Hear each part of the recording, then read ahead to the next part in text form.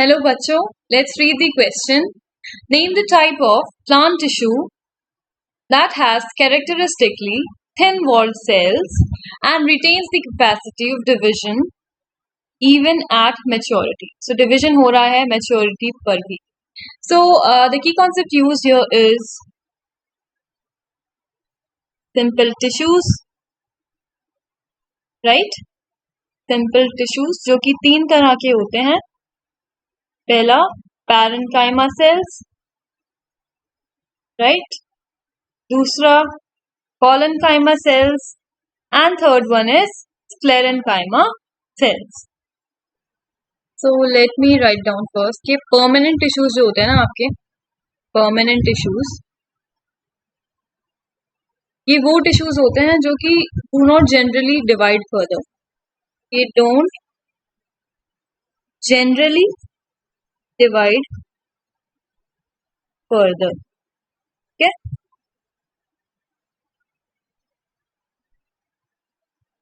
And ये permanent tissues दो तरह के होते हैं, एक simple tissue and दूसरा complex tissue. ठीक है. Now simple tissue के अंदर आपके आ जाते हैं parenchyma cells, then collenchyma cells and then sclerenchyma cells, and complex tissue के भी different types होते हैं. ठीक है. But here we will discuss about parenchyma cells. Okay, parenchyma cells पे हमारा मेन फोकस रहेगा. तो किसी भी ऑर्गन के अंदर जो मेजर सेल्स होते हैं ना प्रेजेंट, वो होते हैं parenchyma cells. So major component होता है किसी भी ऑर्गन के अंदर, प्लांट के किसी भी ऑर्गन के अंदर. So major component of all plant organs ठीक है. आप फ्रूट पल्प ले लो, वो पैरेनकाइमा का बना होगा. ठीक है, फ्रूट पल्प पैरेनकाइमा का बना होगा. आपका जो सॉफ्ट पार्ट हो गया लीफ का, राइट, वो भी पैरेनकाइमा का बना है. तो मतलब मेजरली कोई भी ऑर्गन है तो उसके अंदर सबसे ज्यादा पैरेनकाइमा सेल्स होंगे. ठीक है. एंड लेट्स डिस्कस के ये सेल कैसे होते हैं. So parenchyma cells are isodiametric,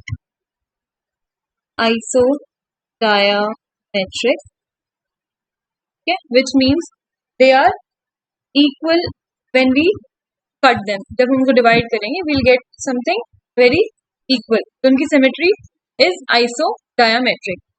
and ये वेरियस शेप्स में आपको मिल जाएंगे. ओवल शेप में मिलेगा, एंड राउंड में मिल जाएगा, पॉलीगोनल में मिल जाएगा, इलोंगेटेड मिल जाएगा. ठीक है. सो कौन कौन से शेप्स हो गए?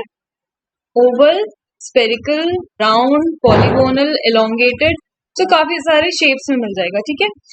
अनदर थिंग, इन सेल्स की जो वॉल होती है ना वो वेरी थिन होती है, थिन वॉल्ड होती है. थिन वॉल्ड सेल्स होते हैं. एंड ये जो वॉल होती है बनी हुई होती है सेलुलोज की वॉल होती है. राइट. दूसरा, ये काफी कॉम्पैक्ट पैक्ड होते हैं, क्लोजली पैक्ड होते हैं. Okay, these are closely packed. तो ये तो पैरेनकाइमा सेल्स होते क्या हैं वो हमने डिस्कस कर लिया. अब इनके डिवीजन पे आ जाते हैं कि ये किस तरीके के सेल्स हैं. तो should know this term which is called de-differentiated. De-differentiated. अब इस बात से क्या मतलब है, let me tell you. Dedifferentiation का क्या मतलब? सो वो सेल्स जो डिफरेंशिएशन के बाद अपनी डिवाइड करने की कैपेसिटी को रीगेन करते हैं. ठीक है. Those cells are called dedifferentiated cells, यानी कि they regain their capacity to divide. Regain capacity to divide